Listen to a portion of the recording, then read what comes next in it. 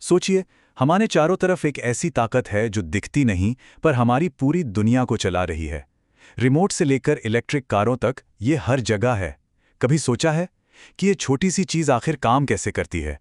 तो चलिए, आज बैटरी के पूरे सफ़र को समझते हैं, इसके इतिहास से लेकर इसके साइंस और भविष्य तक। तो इस सफर में हम कहाँ-कहाँ जाएंगे? देखिए, हम शुरुआत करेंगे उस पहली चिंगारी से जहां से ये सब शुरू हुआ। फिर समझेंगे कि इसके अंदर का साइंस क्या है। ये भी देखेंगे कि हमारी आज की दुनिया को ये कैसे पावर दे रही है और भविष्य की टेक्नोलॉजी कैसी होने वाली है। और हाँ, आखिर में एक ऐसी रहस्यमयी बैटरी की कहानी है जो शायद कभी खत्म ही ना हो। ठीक है, तो चलिए टाइम मशीन में बैठते हैं और सीधे चलते हैं 18वीं सदी के अंत में। एक ऐसा दौर जब साइंस की दुनिया में कुछ बहुत बड़ा होने वाला था। तो देखिए, कहानी शुरू होती है 1780 के आसपास। गैल्वानी और वोल्टा नाम के दो वैज्ञानिकों ने एक कमाल की चीज खोजी। उन्होंने देखा कि अरे, जब दो अलग अलग धातुओं को एक खास तरह के लिक्विड मतलब इलेक्ट्रोलाइट में डालते हैं तो बिजली पैदा होती है। बस यहीं से बैटरी की कहानी का पहला पन्ना लिखा गया।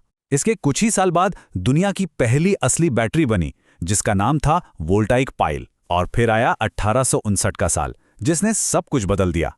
पहली बार रिचार्जेबल बैटरी बनी, मतलब अब बैटरी को फेंकना नहीं बल्कि बार बार चार्ज करना मुमकिन था।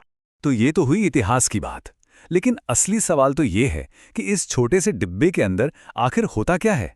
मतलब एक बैटरी केमिकल एनर्जी को इलेक्ट्रिकल एनर्जी में बदलती कैसे है?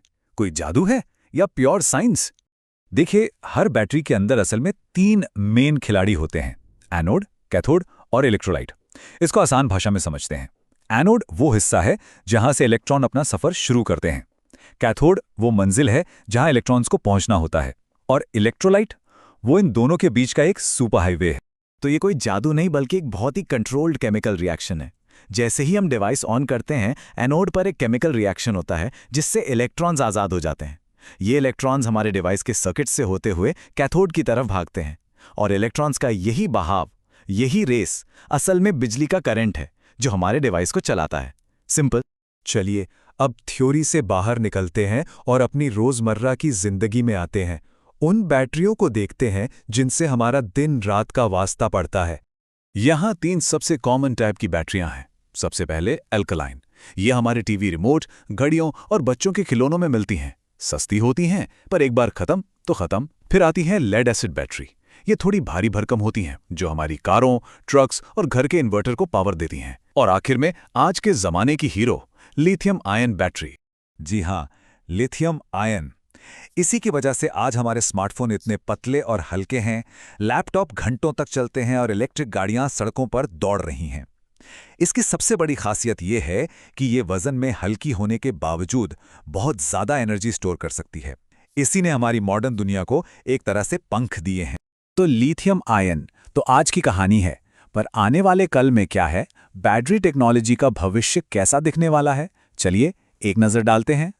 वैज्ञानिक एक नई चीज पर काम कर रहे हैं जिसका नाम है सॉलिड स्टेट बैटरी। और यह सच में एक गेम चेंजर हो सकती है। सोचिए, ऐसी बैटरियां जो आज की बैटरी से कई ज्यादा सेफ हों, जो मिनटों में फुल चार्ज हो जाएं और जिनकी लाइफ भी बहुत ज्यादा हो। यही सॉलिड स्टेट बैटरी का वादा है। और हां, सिर्फ पावर ही नहीं, हमारे प्लैनेट का भी सवाल है। इसीलिए साइंटिस्ट्स लगातार ऐसी बैटरियां बनाने पर काम कर रहे हैं जो पर्यावरण के लिए बेहतर हों, ताकि टेक्नोलॉजी के साथ साथ हमारा पर्यावरण भी सुरक्षित रहे। खैर, अब तक हमने जो भी बात की वो सब साइंस के दायरे में थी। लेकिन अब बात करते हैं एक ऐसी चीज की जो लगभग अविश्वसनीय लगती है। जरा सोचिए, क्या ऐसा हो सकता है कि कोई बैटरी 180 साल से भी ज्यादा समय तक चलती रहे, बिना रुके, लगातार? जवाब है हाँ, 180 साल से भी ज्यादा। इस चीज का नाम है ऑक्सफोर्ड इलेक्ट्रिक बेल। इसे 1840 के आसपास बनाया गया था और आप यकीन नहीं करेंगे, ये तब से लेकर आज तक लगातार बज रही है, लगभग 200 साल। इसकी अविश्वसनीय लाइफ ने आज भी वैज्ञानिकों को हैरान किया हुआ है कि आखिर ये कैसे मुमकिन है। तो देखा आपने, बैटरी की कहानी सिर्फ एक डिवाइस की कहानी नहीं है। ये इंसानी दिमाग और उसकी कभी ना खत्म होने वाली खोज की कहानी है। एक सिंपल से केमिकल रिएक्शन से शुरू होकर आज की मॉडर्न टेक्नोलॉजी का इंजन बनने तक का सफर।